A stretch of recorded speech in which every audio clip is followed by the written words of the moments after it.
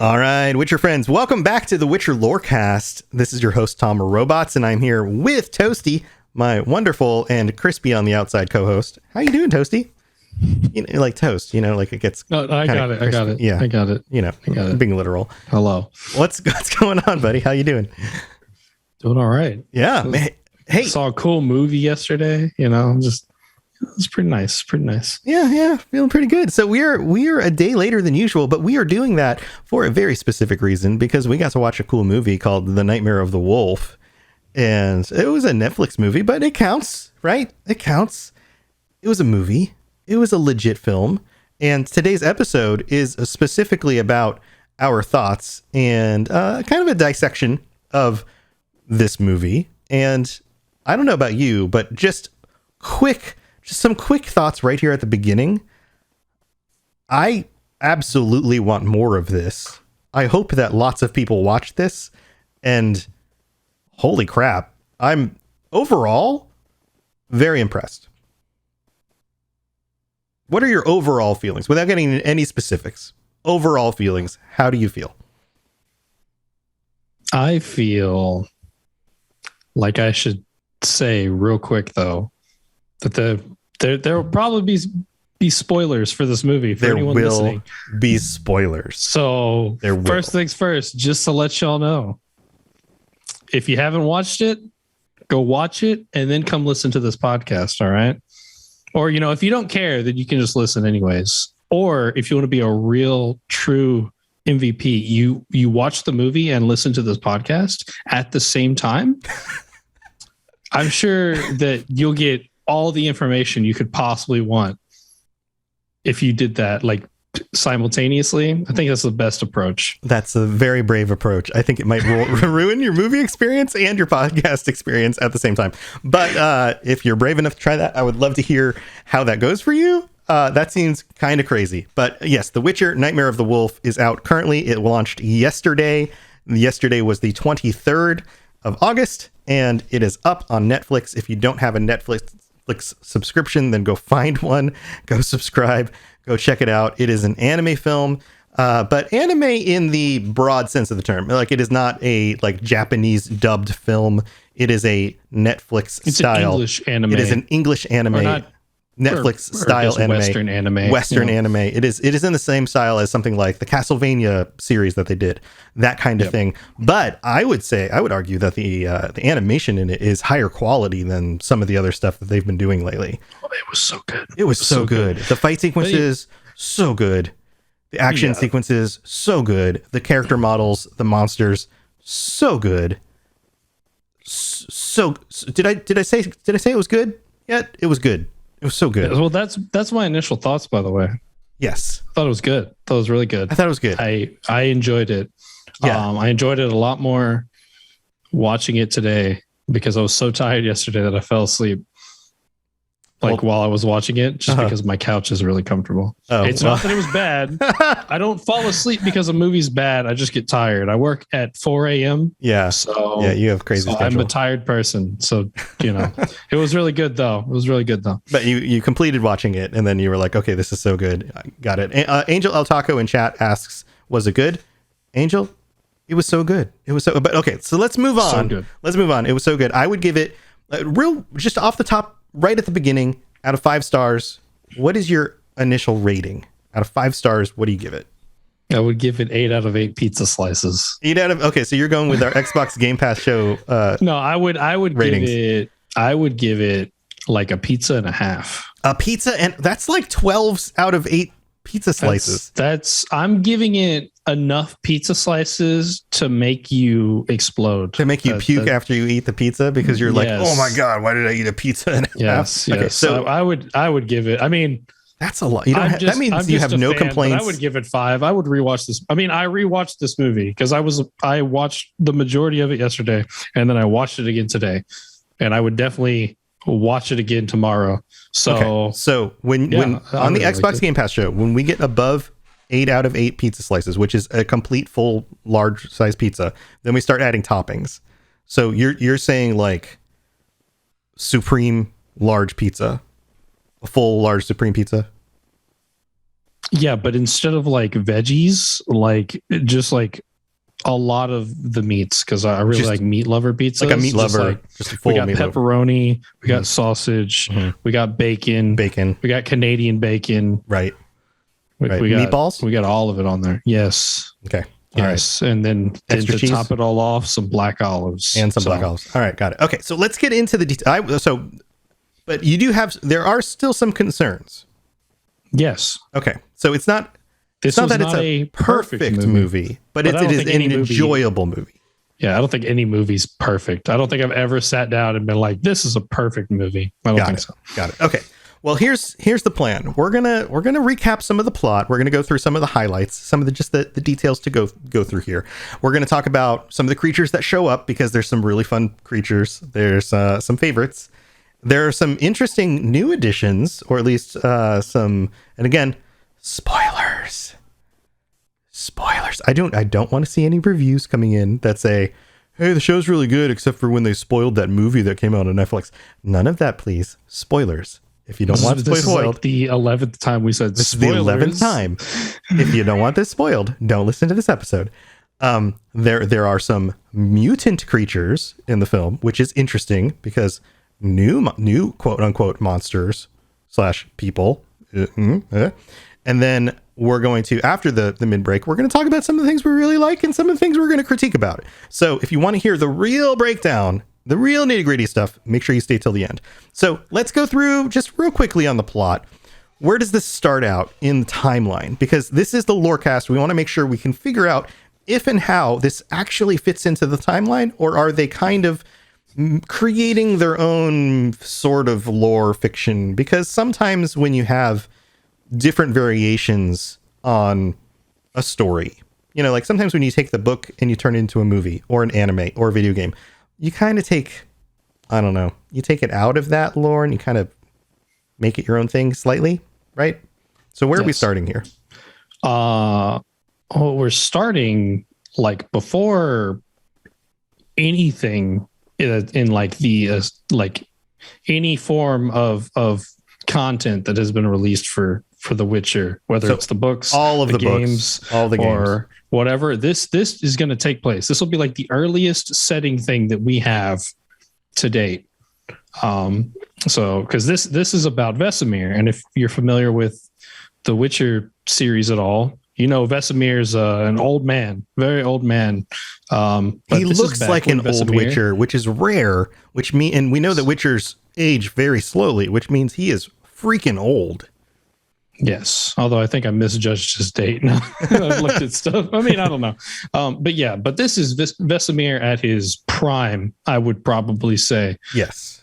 He looks like a 30-something-year-old adult. He looks like the kind of adult who's been around long enough to really know what he's doing, but he's young enough to be like physically 100% capable still. Yeah. And right. we do find out in the movie that he is about 70 at this time. Right. So he is 70 years old chronologically, but since Witcher's age slower, he's pretty much in his like late 20s, early 30s, something like that. Yeah. So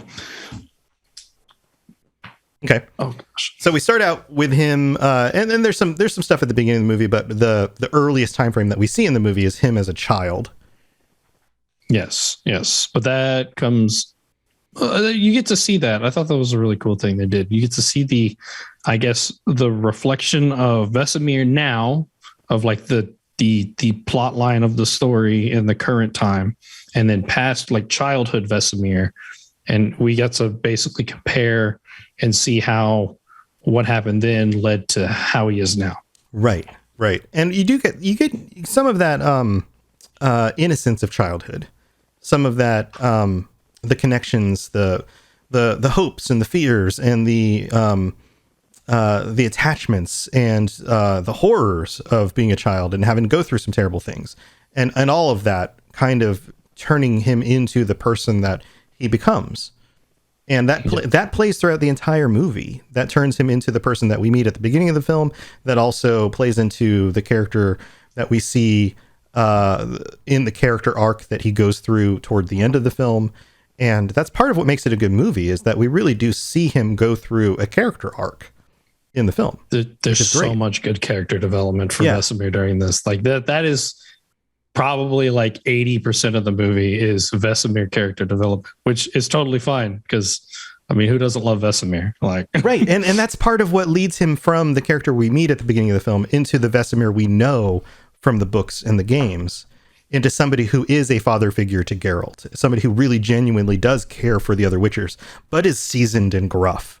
And, you know, it is a combination of somebody who, you know, is a total ass kicker, but also genuinely does care for these other younger men and, you know, isn't going to put up with their shit at the same time. You know, like totally, that all of that stuff works together. Oh, yeah. He's very different from what we see in, like, you know, The Witcher 3.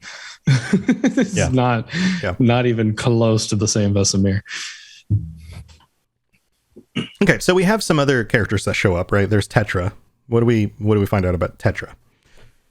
So Tetra and the movie kind of like shows you during, like, you know, that, like, if you watch the trailers, you might have had a different, opinion or implication of what Tetra was going to be. Mm-hmm. Not at all. Tetra, you will find out, will be our antagonist for the movie. Yeah. Well, she starts out clearly. She's the sorceress. She's the, you know, magic user. She's like the court sorceress for, and correct me, I don't think we ever get who that is. The Lord's name. He's the guy. I'm assuming, so this is based off of just like, you know, stuff that they've said in it and whatnot. Because I assume that the location they are in is Kaidwen. Yes. Because they talk about Kaidwen a lot. I'm pretty sure they're in Kaidwen. And so I would assume, based on stuff we talked about before when it comes to the Witcher School and you know, their past and whatnot, that this is King Radowit. Probably the second, but maybe the first. Maybe it's a little bit earlier in the timeline. Mm-hmm. Because this is, I mean, King Radowit II was the guy who orchestrated the whole tournament massacre situation, and he was the king of Kaidwen. So we may have his dad or something, but I'm pretty sure that's, you know, one of the Radowits, either the first or second. So it would make sense, but it's not clearly stated. Yeah, they don't tell us that he is just my lord pretty much the entire movie. Yeah, yeah. And so Tetra is like the court sorceress. And in the trailers, there was a feeling of like, okay, is she the Yennefer to Vesemir's, you know, Geralt? Is she you can't help but make that relationship, right? Because, like, not only is she a sorceress, she looks really similar, right, to Yennefer. So and she's powerful. She looks like she's, you know, she's got that very severe kind of character design to her where she looks like she's in control, but no, she's clearly not. And it turns out that she is behind some of the political intrigue that's going on with the idea that, like, the world is turning against the Witchers, and she is one of the driving forces in that, trying to... Yeah, she does not like the Witchers at all. And you find that out from the moment her face appears on that screen. She is not a fan of Witchers. So right. So she shows up. There's a situation where the two of them, Vesemir and Tetra, end up having to go together to work on removing the monster threat from the forest. They kind of work well together in combat because they're both very capable. They save each other's butts a few times, and you start to think, okay, well, maybe they are going to, like, start to see each other's perspectives on things, and then the situation takes a turn because there are some things that get revealed about the origins of the monster they're tracking and how that monster is actually a mutant, and that mutant was created. It wasn't something that just evolved from nature. And the implication there is that the Witchers are the ones who, working with some other mages, were the ones who actually created them. And that plays into the storyline. And then, of course, that pits Tetra against the Witchers. And Vesemir at this point has gone through a character arc where he's going, this is not good. I don't think I'm cool with this anymore. And so you have this weird place where Vesemir is not 100% with the things the Witchers have been doing behind his back, because he's not for that, but he's also not on Tetra's side either. But he has to stand with the Witchers because that's who he's with. And then that leads to the climax of the film and all of that. Again, did we mention that we were going to be talking about spoilers? Because we're talking about spoilers.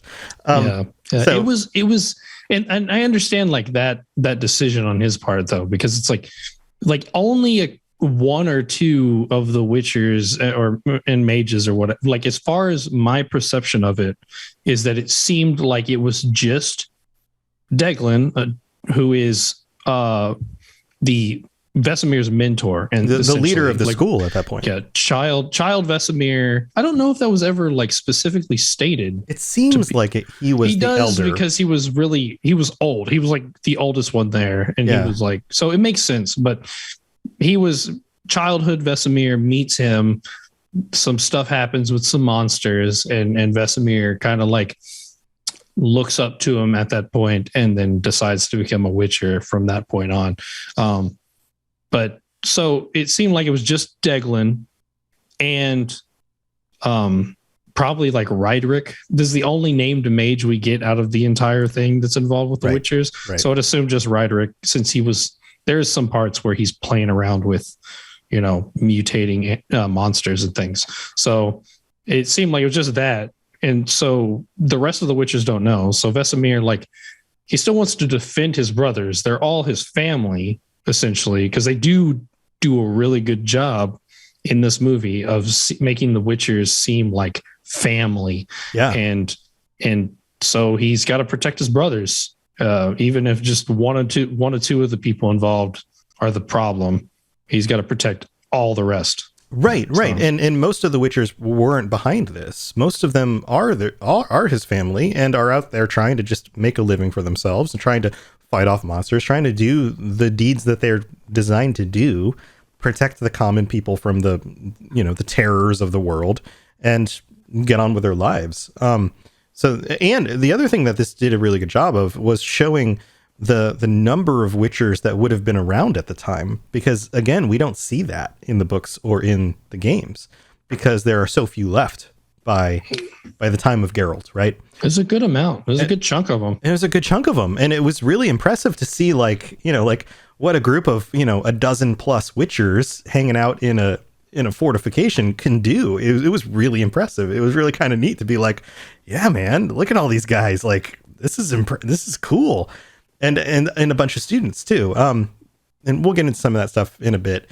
Then we have Phil Evandrell, who's interesting because just like some of the stories and the games, you have Witchers, you have monsters, then you have the political side of all of this, you have the mages, but then there's always a little bit of what's going on with the elves or the dwarves, the original races. There's always a little bit of that. And we got some of that as well. We have Phil Evandrell, and he's counseling Vesemir on the mysterious languages that the Leshen spoke. There's a whole hunting of the Leshen, and Leshens don't speak, yet this one did. And elves are disappearing, so there's that side of it as well. And it was kind of a subplot. It was kind of I guess, I don't know what their decision on this part was, because this role that Phil Evandrell plays could probably be played by any elf. Right. Like, it doesn't have to be. So I guess unless maybe there's something else that connects later on there. Because I mean, obviously we know Phil Evandrell from the books. We know Phil Evandrell from, I think Witcher 2 or something. Maybe, I don't know. He's in there. He's in. Yeah. He's a character. He's a named character that definitely shows up. It's not important for it to be Phil Evandrell in this movie. It could be any elf that could be a friend of Vesemir. So that might have just been like a name drop thing that they want to do. Like, oh yeah, Vesemir knew Phil Evandrell. Isn't that cool? Like, so yeah.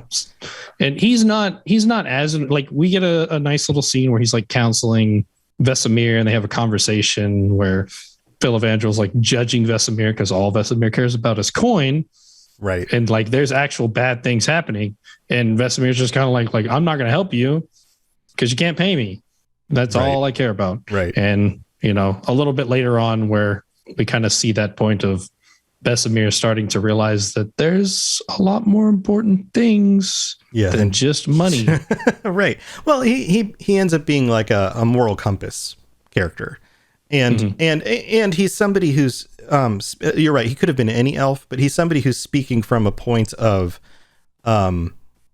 he's speaking for his race, who doesn't have the comfort or the ability to say, I'm just going to make decisions based on the money that I can make right now, because he's fighting for the existence of his race at this point.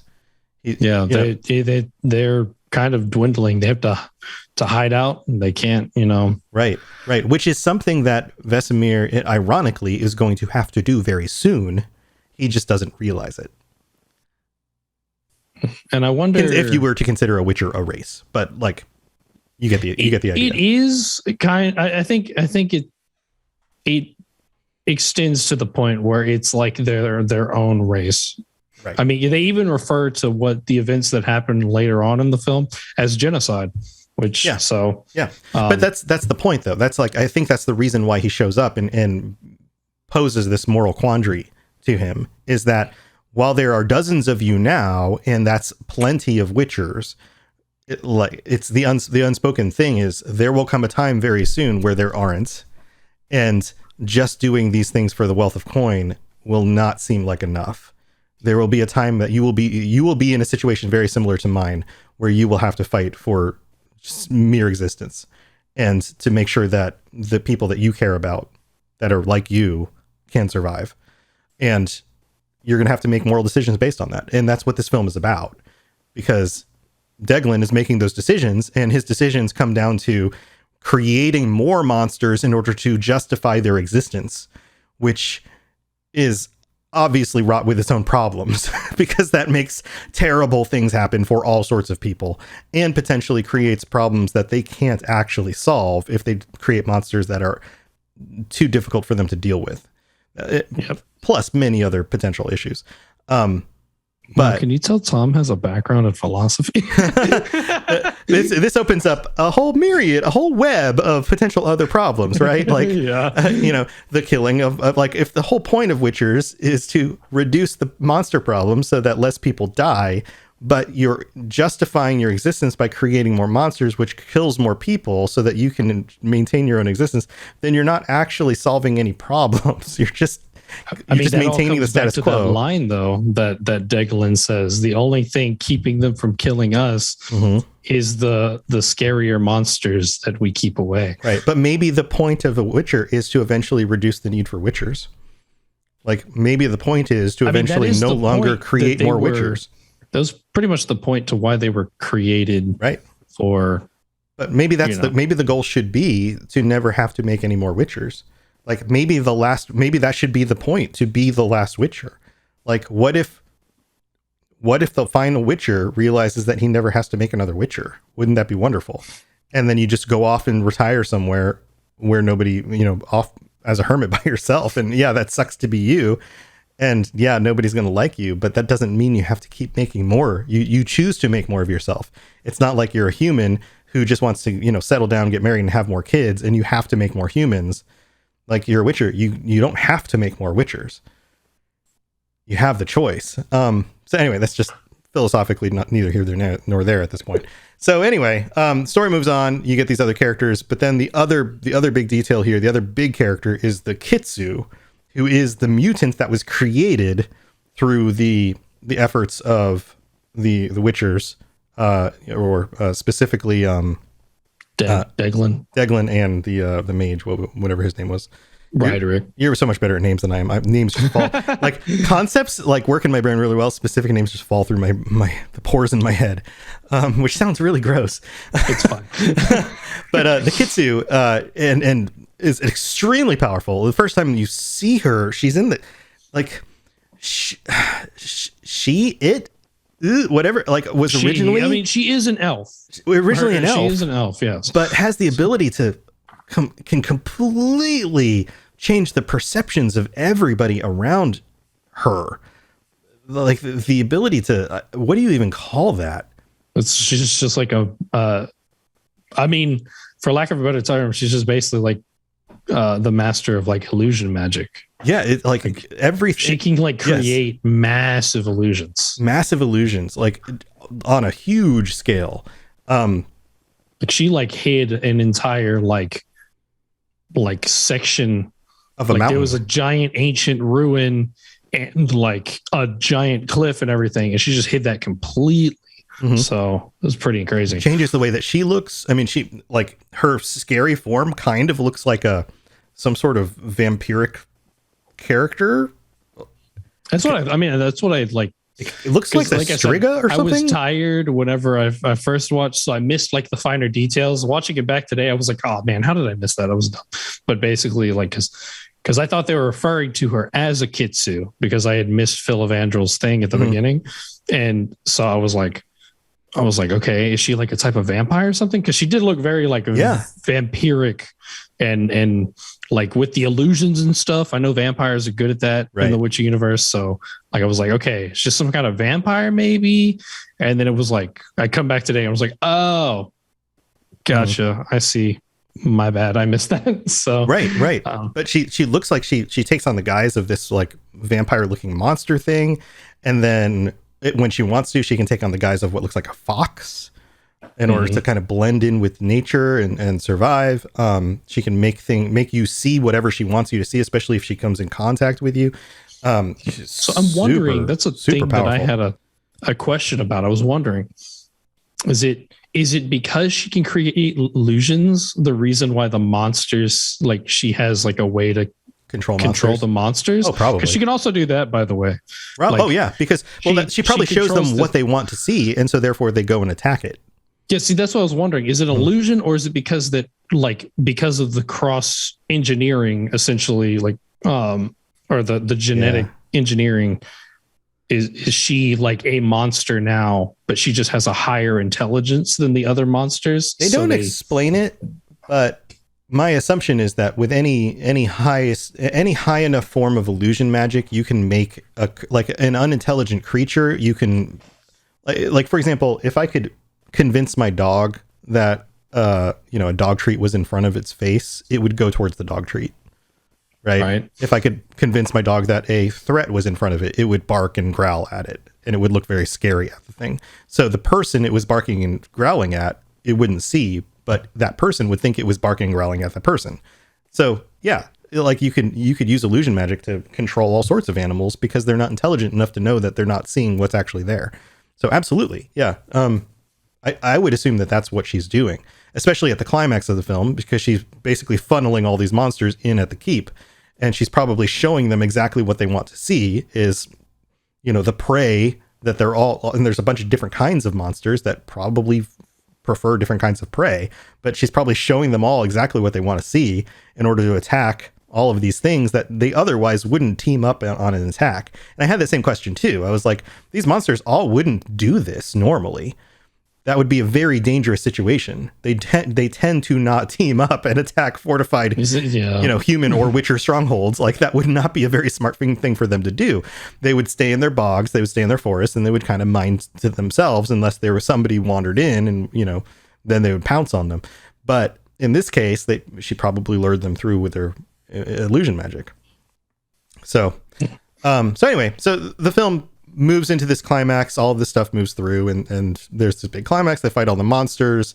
There's the big illusion thing where Vesemir fights off some of the monsters. He ends up trying to take Tetra down, gets the illusion that his childhood sweetheart, who's the other character that we haven't mentioned, what was her name? Ileana, that's right.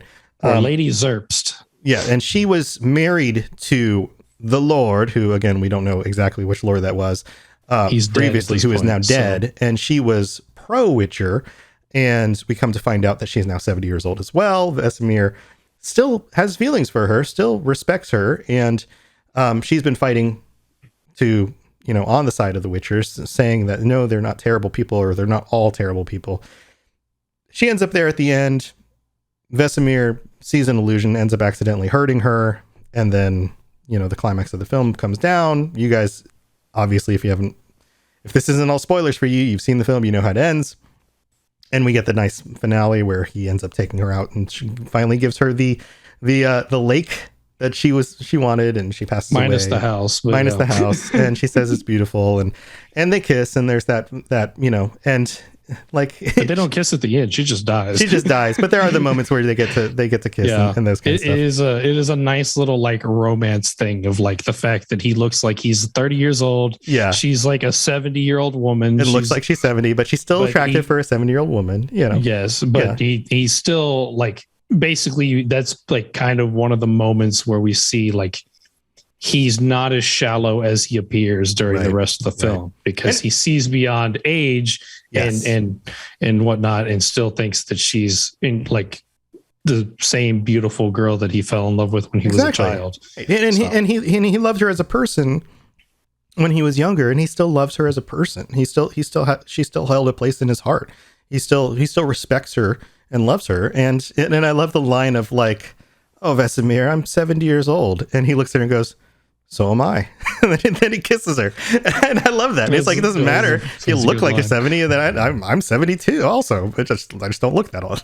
So then they kiss. And I was like, oh, that's cute. And usually that kind of stuff, like we talked about this on the Cyberpunk show, this idea of like some of the characters are like way older and they just don't look it because of technology and stuff. And that's a little bit weird in that universe. But in this universe, I'm like, it's fine, whatever. It doesn't matter. But I think it's because they shared a childhood and they shared this lifetime together, and he's just going to keep living and she's not. But that's okay, because they have that history together, and there's something about that. There's something about that, and that was touching. And his ability to come back from that kind of the brink of like being selfish and realizing that like, it's the people that matter. I'm going to do this for her. I'm going to come back from thinking about myself, and in the end do these things for these kids, the kids that get saved from in the keep, and go back and find them and raise them, because they're not done with their Witcher trials, and look after them. It's like, it's the people that matter. That's why working on these mutations and doing this bad stuff is a bad idea. It's the people that matter. It's the people that matter. It's not the wealth. The wealth doesn't last. It's the people.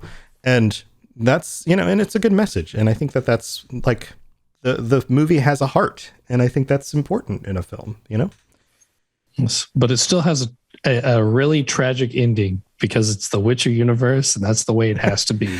Yeah. You can't have any good without a whole lot of bad. That's true. There's a little bit of good hidden in a lot of the bad. To the theme. Yeah. So, and we get a nice little thing at the end where it's like, "Hey kid, make this decision, Geralt." And it's like, "Hey, there we go. Geralt's the bald one. That's weird, but okay."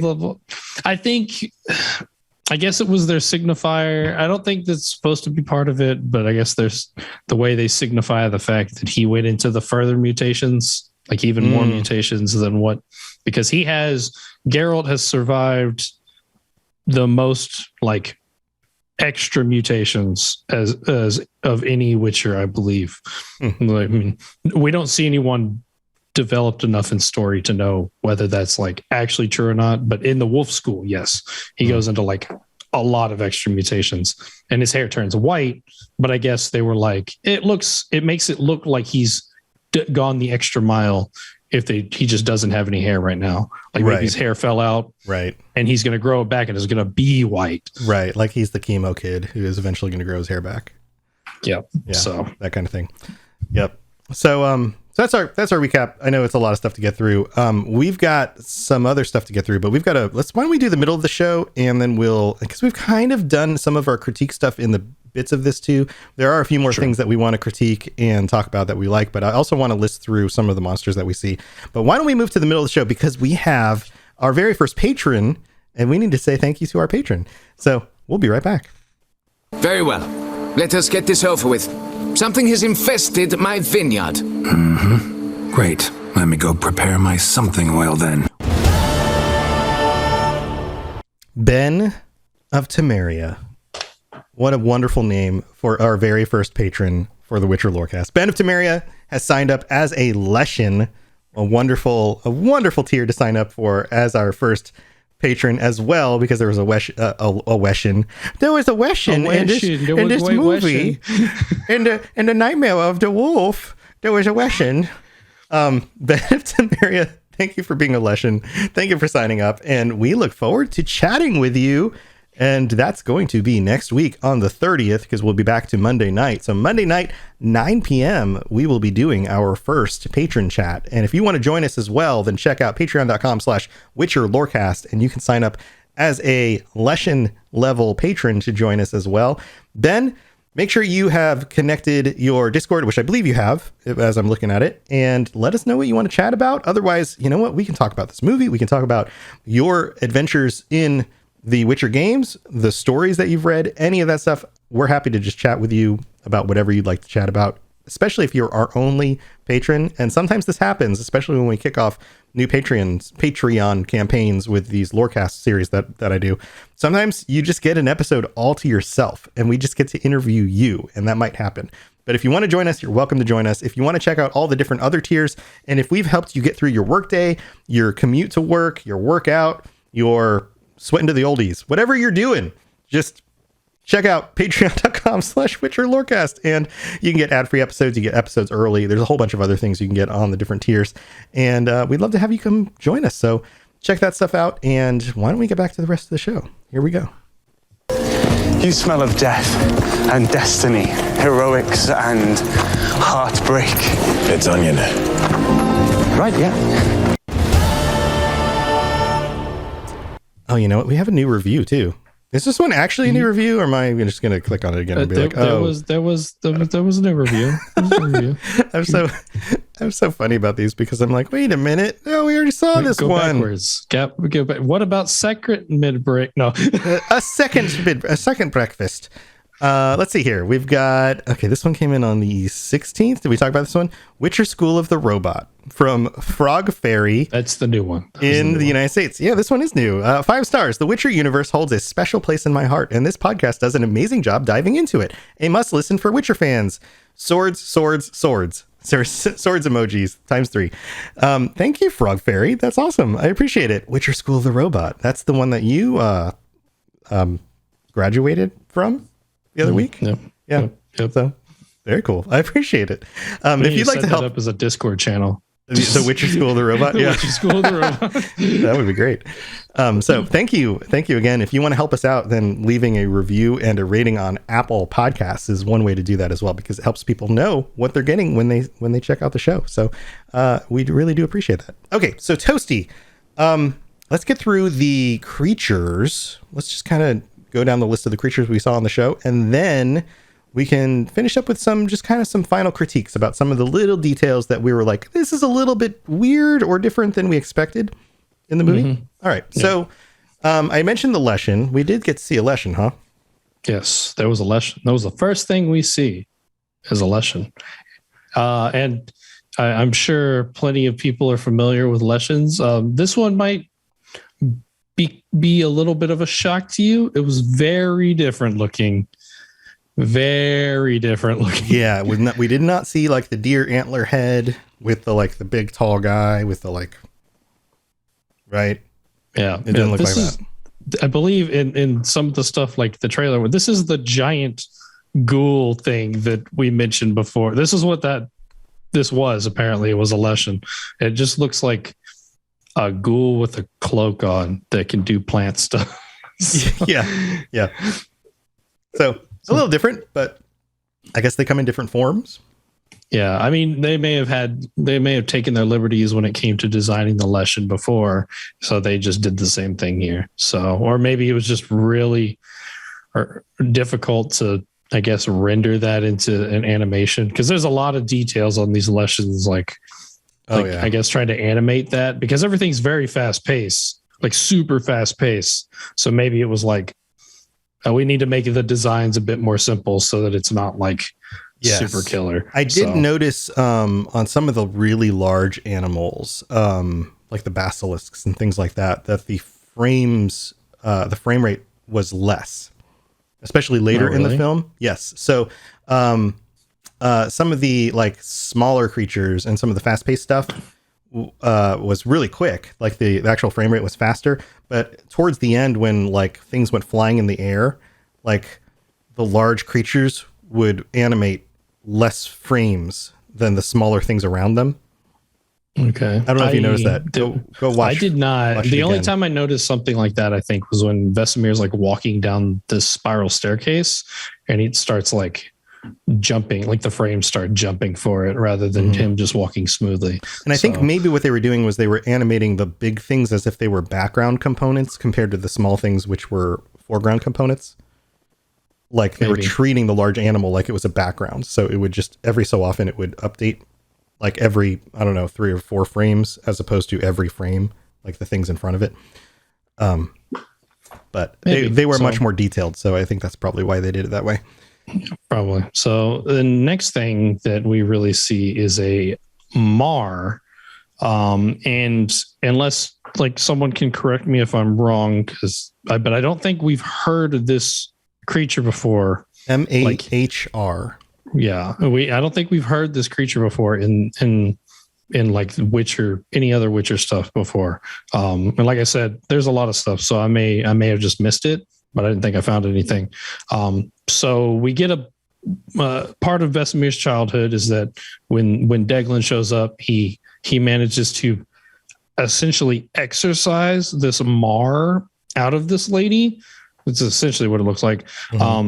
And so she expels it, and we get a brief glimpse of it where it's got like these spider-like legs, but the head is like a fox head, I think, is the closest thing, or maybe some sort of like rodent with like pointy ears or something. But I assume fox, because later on we find out, and we'll talk about her a bit more, the Kitsu is that she is crossbred with a Mar, and she can turn into a fox. And so that was my thought. It was very quick. It was like a frame where you get to see the face before it starts jumping into action. Yeah, it kind of skitters away real quick. Yeah. And so I did a little bit of research on this. And it's most likely inspired by the mare, which is a creature from Germanic and Slavic folklore that was believed to cause nightmares in women. And as we see what's happening is that she's basically going crazy, seeing things while this thing is like controlling her. So she's seeing like nightmares in real life. So makes sense. And they spell it MAHR and call it a Mar. And I found that like the Germanic word Nachtmar, and it's spelled the same in that word, and that translates to nightmare. So it all kind of relates. That makes sense. Yep. Next, we see a lot of necrophages. I assume they're necrophages. They're just very simple designs. These dark figures with like, kind of look like they have like kind of scully faces. Like maybe there's just like dried skin on it or something. Yeah. And like we see some that are just out in the open, I assume are ghouls. And then there's some more that are in the water. So I assume that they're like drowners. Right. So yeah, there's nothing like too big about these. These are just like, I guess like your little pawns in most of the action, like the smallest creature, which, zombie-like necrophages from just different locations. Yeah, pretty much. Yeah. And I actually forgot to put this on. I just thought about it. We also see some specters, which in my opinion, these specters are way more terrifying than the specters in the game, because they literally just teleport and then you explode. That's what they did to everyone. They just grabbed you, teleported, you exploded. Which we absolutely need to talk about that scene, but we could do it in a little bit. Yeah. Definitely. Then we have one of our antagonists, probably I would argue not the main antagonist, but it is a bad guy, Kitsu, who was an elven child who was kidnapped and then experimented on by the Witcher and the mages and crossbred with a Mar, which we just talked about. So she's able to create powerful illusions like nightmares in real life. And then we kind of talked about this before. She seemed to have some sort of affinity with the monsters. it doesn't explain what that is. So maybe they just get along because they're monsters, or maybe she's using her illusion magic. You're a monster. I'm a monster. Cool. Let's hang out. Yeah. But this makes a lot of sense. And like I said, we both have this thought of like, maybe she's just using the illusion magic to project something into the monster's mind to make them do what she wants. Right. Which makes a lot of sense. And we see this like later at the end, she manages to basically send a whole horde of monsters, all kinds of different monsters through portals, which I don't think they would have any reason to go through a teleportation portal unless something made them. So unless they're lured somehow. Yeah. Through it. Yeah. Then we also have a Crawlock, which is an established monster in the lore. It is described as a roach hound, or like a cockroach hound, not like the horse, and is used by rogue mages, which we just see it being experimented on by a mage working with the Witchers, Rydrick. And I mean, I guess you could describe him as rogue because he does stuff that he's not supposed to. So maybe.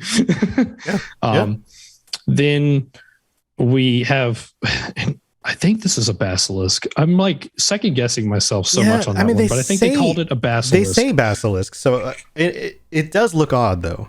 Yeah. So they said that he says that he's never seen a basilisk that looked like this before. Right. So the assumption there is that it's heavily mutated because it's also been experimented on. So it's been crossbred with something else. So, and Vesemir and Tetra fight this together with one of the coolest fight scenes in the entire, well, I mean, all of them were super cool, but I did really like this one a lot. The combo of like their two abilities coming together to have to destroy this thing, and the fact that they both almost died a few times. Maybe it's just the teamwork. I just like stuff that has teamwork in it, to be honest. Yeah, So yeah. That's probably why. Yeah, so they fight this thing. And then there's like a whole lot of other things that we see, some monsters that are just like not just like explained at all. So there's these giant bug, like flying bugs. No one talks about them. They're just giant flying bugs. Yeah. So, those are there. There's some other monsters at the end, there's like a thing that's like it looked like the basilisk they fought earlier, but it's just like, it has like a cobra head and then it has like snakes coming off the side. And I assumed that was an unmutated basilisk, maybe, or I'm not sure what else it could be, to be honest. The one-handed Witcher guy jumps on top of it and cuts some of them off. Oh yeah. That whole scene was pretty cool. Yeah. And then there's like a really, really big monster that goes through the portal. And I assume it's a griffin, but a lot of these animation, like the way they drew them, they looked really different from the stuff we've seen before. Right. And unless someone tells you what it is, there's really no way to be certain what it is. We also see a werewolf. Vesemir has like a little montage of fighting monsters. He fights a werewolf. That one's easy enough. Chops his arm off. Yeah. Yeah. Yep. So there's like a bunch of cool monsters and we get to see a bunch of cool little things and whatnot. Yeah. Yeah. So, like we mentioned coming up to this, that in the trailers, they did show a bunch of monsters, and we did get to see a bunch of monsters. And like we said before, the action scenes in this were top notch. Some really cool stuff, really cool sword play, some really like neat agility motions, the use of signs. A lot of it was very anime. It was very anime. I mean, obviously, like greater than actual like real world stuff. Like catapulting yourself 2 floors high in the air with and then coming down on things and then like throwing fire at them and then like that kind of stuff. But super fun for an anime, right? Because obviously it's larger than life. It's going to be. All right. Well, we're getting close to the end of the show. I think we've covered almost, I'm looking through our show notes here. I think we've covered just kind of in the natural way that we've kind of gone through the conversation here. Most of the compliments and critiques. Is there anything that we didn't really state or that you wanted to go into a little bit more detail on?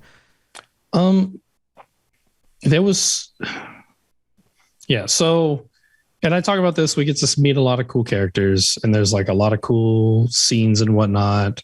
That swamp scene where they're getting training, which I think is some sort of modified version of the Trial of the Eyes. Can we talk about that? You want to talk about that? A little bit? You said you wanted to. Yeah, yes. Let's go. Okay. They get absolutely destroyed. Oh, like that scene, they go from like the kids going to sleep, and some of the kids are nervous, and then one of the kids is, or I guess it's Vesemir at that point, is like, "Don't worry about it. It's gonna be fine. It's gonna be fine. We're gonna take these potions and things. It's gonna be tough, but we're gonna be better for it. It's gonna be fine. It's gonna be fine." And then he wakes up and comes out of the gunk of the swamp, and then realizes where he is. Yeah, they're all in the swamp, and then they just get mobbed by monsters. Did he just wake up in the swamp? Like, first of all, what? Why does he wake up in the swamp? Did he forget where he was for a moment because he fell in the swamp? I'm pretty sure what happened was the older Witchers are putting them through a trial, so they took all of the young, the boys while they were sleeping. They got potions and stuff. They got mages. They could just maybe cast like sleep on them. Okay, and so make sure that while they were wake asleep, up. they drag them out of the swamp, dump them in the swamp. The swamp wakes them up, and then all of a sudden they're like, "We're okay. This is where we are." That's what happened, right? Yes. While surrounded by a bunch of monsters with no equipment, no way out, in a situation have medallions. with medallions. They have medallions. That is a powerful piece of equipment. But it doesn't do much, but it's still. You could have taken a bunch of healthy 20 and 30-year-old men trained in combat with no gear, no weapons, and stuck them in that swamp, and none of them would have made it out alive. Yeah, they still would have been mobbed. They still would have just been. You could, like, tell me, you take a bunch of 8-year-old boys out there, none of them are going to make it out. There's no situation in which you take a bunch of people out into that situation with necrophages and the ones that were warping behind them and just blowing them up. Specters. Those are There's specters. no way. There's no way somebody without any form of weapons or magic are going to make it out of that situation alive. I think they were testing them to see like who the smartest of them were, because like that's a part of it is being able to adapt to the situation. It was just luck. It was just luck that Vesemir happened to run off the side of a cliff, and that's what helped him get away. Like, that was it. That situation is the equivalent of, you've got like 24 coins on the table, and you flip the coins. And you flip the coins, and you flip the coins, and whichever ones landed on heads 3 times in a row, those are the ones that survived. That was it. Like, there is nothing beyond luck in that. I think at that point, that was just a good thing to not like I said, I think it was some sort of modified version of the Trial of the Forest Eyes, which is where you get bound up and they put a blindfold on you, and you got to make your way out of the forest without taking the blindfold off. Doesn't that happen after they take the potions? Yeah, it does. Which I think Vesemir took his past experiences, and he was like, "Yo, whatever trial that was, that's completely messed up. We ain't doing that anymore." Right, we're in the wrong order, and we'll do something similar. Yeah, well, that's the part that got me. Is like, they should have done the potions first and then dump them off in the swamp. Yeah, but they didn't do it in that order. That was a weird one, because I think it would have made more sense to see what they were capable of if they had the skills. Yes. But they were still like, because they do all the Trial of the Grasses. They get their fast reflexes, they get their better sight and whatnot. They still aren't fully trained. And so it's like, can you survive? Right. Like, we gave you the tools, but you still got to use your brain. I think that would have been a better way to test, which I think shows how convoluted and messed up things were before. And Vesemir, since we know he takes charge, changes. I think he changes it. He's like, this doesn't work. I'm going to change things. I think I think if you know a bit more about, the Witcher, like the School of the Wolf in general, I felt like that was a really like rewarding thing, because I already knew this stuff. Right. But, yeah, it just doesn't. It's all speculation, because they don't say specifically what it was. They just throw a bunch of kids into a swamp and they get murdered. It just doesn't make, like, I just don't see any way in which those kids would have survived. I guess maybe it was to help Vesemir come to terms with, like, maybe good things don't happen because it was like, yeah, we got it, Tomas, we're good, and then Thomas just gets murdered. Everybody just gets murdered right in front of him. It's just oh my god. Never mind. Sorry, Tomas, I lied to you, buddy. I know. Don't get attached. That was the lesson they learned. That was don't the get lesson. Attached to things. Yeah. It would make sense had they gotten something. Had they had heightened senses, then maybe at least they could avoid the monsters. Had they been given sword training, at least maybe they could have fighted off the monsters to run away. Had they been given potion stuff, maybe sign training, maybe they could have burned the monsters and protected themselves in order to get out of the forest. But they had nothing at that point. They would have all just died. There's no chance any of them would have lived. It just didn't make sense in the order of operations. So would you say that that's probably your biggest critique? That's my biggest critique. That's it. That is my biggest critique. That makes no sense because I just do not like. It just doesn't make any sense that any of them would have made it out of the forest. None at all. All right. Yeah. Fair enough. Yeah. So, because that level of monster, it would have made sense. You've got like a dozen kids in the forest. 4 necrophages go out of the swamp and then chase them, and like half the kids get eaten. But like the other ones outrun them because it's like a bear, right? You don't have to outrun the bear. You just have to outrun your friend. Yeah. Right. Yeah. And then the slow ones don't make it. They get weeded out. Like that totally makes sense. But when things are warping around, tearing, blowing everybody up, Specters just straight teleport. Specters just like teleport. And then there's flying bugs. There's all nobody's getting out of that. I'm telling you, nobody's surviving. Nobody's surviving. Yeah. I think it was meant more to show as a I guess something that Vesemir learns by experiencing this or whatnot. I get the symbology of it. It just visually does not make any sense to me. Fair enough. That's my main critique is that. Well, the action. How about we move everything on to else? My main critique. Everything else made sense to me. Okay, what is your main critique?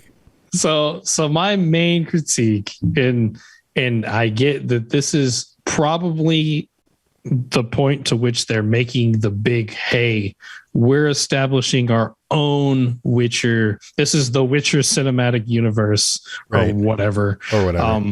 Basically, we're establishing our own lore, which, granted, when it's put this way, it makes more sense, in my opinion. I think it makes more sense the way they did it in this film as opposed to what we know as established lore. Okay. But I should probably explain this. So my thing that I'm going at is the fact that at the end of the movie, Vesemir shows up, and I kind of figured this out. Like the moment I saw him, I was kind of like, I know who that is, because I don't know the way that they did the things in this movie. I felt like it was super obvious to figure out what was going to happen with some stuff. Sure. Yeah. So we see this little kid who Vesemir has to train with some other little kids throughout the movie. Yeah, and they did name the other little kids first, and then you like if you know them, you go yeah. So see where this is going. And we get to the end, and this little kid pipes up of like, I thought they hated us, and he's like, you still got to make that decision for yourself, Geralt. So it's Geralt of Rivia. Yeah, that's the guy. That's the little kid that we've been looking at this whole movie. Well, not this whole movie. He's barely in it. A few times. That's the little kid, and that moves away from the actual established lore of The Witcher. So Geralt was not present. He was not even I think he was born. He was probably alive, but for the events of the fall of Kaer Morhen, which is essentially what this is, he is not there. He is delivered sometime later on by his mother to Kaer Morhen after the events of this movie occur. But like with the Kaer Morhen stuff, that like a lot of the mages died and whatnot. So it's like, how do they make more Witchers after the mages died? And it has to be like they had to have made more Witchers somehow because Geralt wasn't there yet, and then he's a Witcher. Mm-hmm. So I think in the established lore, it's kind of confusing. I think for this, the fact that we already have our guy, Geralt of Rivia, present, and then like all the mages are now dead, I think it connects the pieces a bit better. of like, okay, well, Geralt's already alive. He's already a Witcher. No problem. Yeah. But they can't make any more. We already know that. But it just wasn't the same as the lore we already have. So it broke that. And like for the movie, it makes sense. And for it just kind of makes more sense overall. But it's still not what we already know. And that was my biggest critique because I don't know. Nobody really likes it whenever people break lore. I know Bethesda gets a lot of crap for that because it's like they basically break the lore of their games every single game that they make. So, sure. Yeah. So that was my biggest critique. I had a little bit of another critique of like Tetra being like presented as this ally in the trailers and then ended up being like the main antagonist. Or at least that was the assumption, I think. I think we all just assumed it because the examples we always like get. Yeah, the examples that the standard template tends to be a Witcher and a mage, a Witcher and a mage, a Witcher and a mage, right? Like we tend to seem, at least that's the assumption. But like it's also kind of that aspect of like how her character gets built up because she's the bad guy. She doesn't like the Witchers. She wants to get rid of the Witchers. She doesn't think they should be alive. And it's like, okay, like make sure. And then but we don't know why. We don't know the reasoning for this. She just doesn't like them. And then later on, she's forced to work with Vesemir. They work together extremely well, might I say. Yeah. Their choreography together was like flawless almost. So it's like, right. And they had this like good dynamic. Yeah. So, and then she finds out that the Witchers are experimenting on people and making different, or on monsters and making like more different monsters that are even stronger. And like she has the evidence she needs to prove this, which is what she's been told this whole movie of like, I don't like the Witchers. I don't like the Witchers. And they're like, well, bring us evidence to why we shouldn't like the Witchers either. And she finds it and she immediately uses it and immediately turns on them. And so like you get this whole character development between the two of them, like connecting. Mm-hmm. And then it's just like, nah, never mind. Right. And then they reveal like at the very end, right before she dies, of like, this is why I don't like Witchers, because the story she tells before about a girl being framed by a Witcher so that he could collect coin on it. That was actually her mom. But like as she's saying this, she just gets like an axe thrown into the back of her head. Mm-hmm. So it's like, okay, cool reveal, I guess. Yeah. Oh, that sucks. Sorry. Yeah, I guess I feel bad for you. Like I may have felt more bad for you if it had been this reveal had been prolonged somehow. Yeah. So I don't know.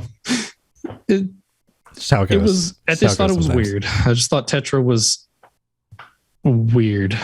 Good character, but yeah, felt it could have been better. I like the dynamic of them working well together. They kind of save each other's butts, and then the tragedy of them not being able to be more than that, because they would have been a good combo had it been able to be proved that it wasn't the Witchers who were underneath it.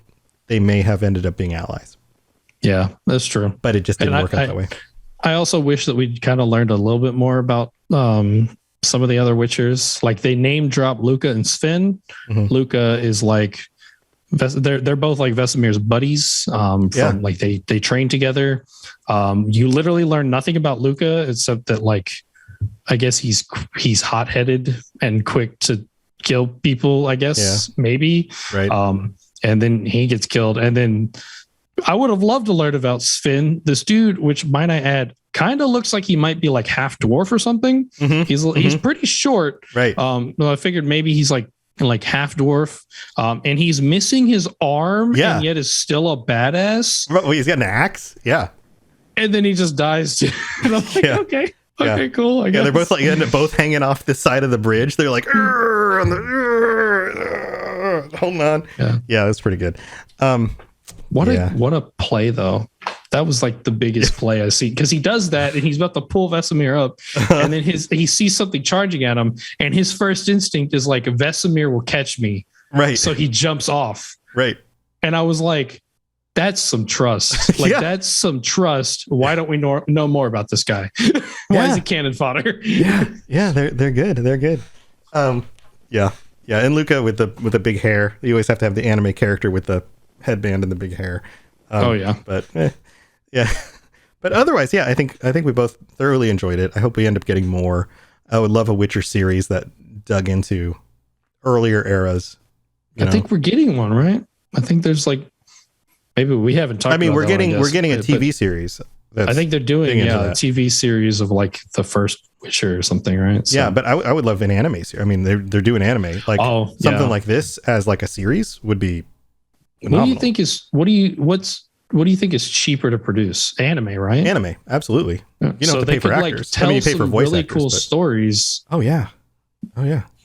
But in like anime form, and they obviously showed that they got the chops when it comes to animation because it was super good. The voice acting was great. The storytelling was great. The action was great. Did you know that Jennifer Hale was in this? Was that the voice? I knew the voice of young Ileana is apparently Jennifer Hale. Okay, yeah. Like some of the voices, I did not catch that. Some of the other, I almost looked up the cast list because some of the other voices are very, very familiar. Like they got some really good voice talent in this. I don't know what he's from, but I know I recognize the guy who voiced Declan. I know that much. Some of them are very familiar. The voice actors in this have been in a lot of things. You can tell there's some really good voice actors in this. But yeah, like do a series on pick a different school. Do a different invent some other characters. And I mean, they already showed us some of the fighting styles because not even all the fighting styles made sense. Like at the end part when Vesemir's like sword and I guess a dagger. I guess that was a dagger or maybe that was another sword. It was hard to tell because everything was so fast. But I was like, that's not wolf style fighting. That's like viper fighting right there. Right. But yeah, you could do so much. You could do like stuff older. You could do a series that's like different part of the world that we haven't really explored yet. You know, like Manticore School. You could do. There's this world. In fact, you could do parts of things that don't break the lore by going to places or time frames that really haven't been explored. You could totally add to the world in ways and just make it work. But yeah, so this has been a lot of fun. I hope you guys enjoyed the movie as much as we did. We would love to hear your thoughts and perspectives. Join us on the Robots Radio Discord.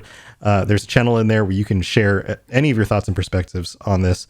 And we're looking forward to talking with our good buddy, Ben of Temeria, and anybody else who signs up on the Patreon as a Leshy. For next week's patron episode. But until then, we'll be, hanging out. I'll be doing my other shows and we'll be playing games and doing the things that we do. You got anything else to share before we head out, Toasty?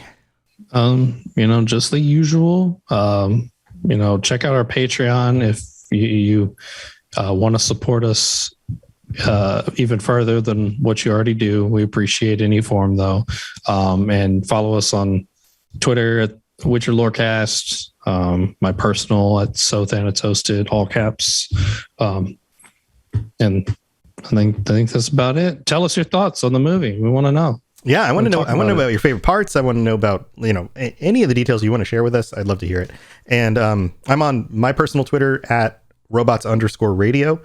And I'd love to hear your stuff on there as well. And especially if you got really fun Witcher memes and things, share them on there. I'll retweet them. Oh yeah. Love that stuff. Witcher memes. All right, guys. We'll see you next week. We've got the Xbox Game Pass show coming up next. That was pushed from Monday to Tuesday as well. We're going to be talking about some of the new games that are out, and we're going to be doing a call-in show this week. So if you want to call in and talk about some of the games you've been playing, then stay tuned for that. I will be back in about 15 minutes with that show. We'll see you guys next time. Have a good week. See you, everybody. Thanks for tuning in to the Witcher Lorecast. We'd love to hear about your experiences with the games and the books and the TV series and all your thoughts on everything. Please check out the Robots Radio Discord and follow us on Twitter at Witcher Lorecast. You've been listening to a Robots Radio podcast. Smart shows for interesting people. Check out all the shows at robotsradio.net.